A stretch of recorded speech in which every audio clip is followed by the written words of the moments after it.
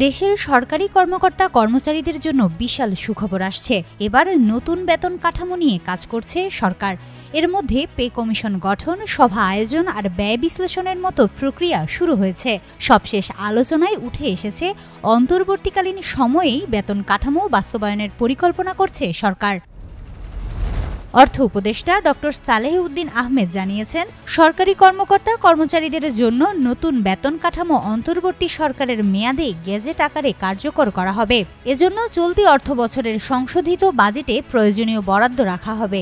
মঙ্গলবার অর্থ মন্ত্রণালয়ে সাংবাদিকদের সঙ্গে আলাপকালে তিনি এ তথ্য দেন।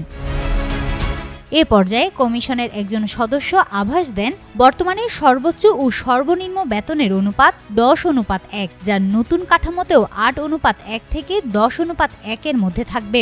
প্রতিবেশী দেশগুলোতেও এ ধরনের অনুপাত প্রচলিত।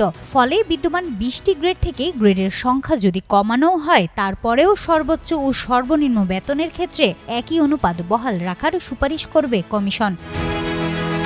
সরকারি কর্মচারীদের জন্য নতুন বেতন কাঠামো নির্ধারণ করতে গত 24 জুলাই একটি পে কমিশন গঠন করা হয়। সাবেক অর্থ সচিব জাকির আহমেদ খানকে চেয়ারম্যান করে গঠিত এ কমিশন ডিসেম্বরের মধ্যেই তাদের সুপারিশ সরকারকে জমা দেবে। ইতোমধ্যে জাতীয় বেতন কমিশন কাজ শুরু করেছে এবং কর্মচারীরা পরিবারের সদস্য সংখ্যা 6 জন ধরে ব্যয় হিসাব করার নির্দেশনা দিয়েছে।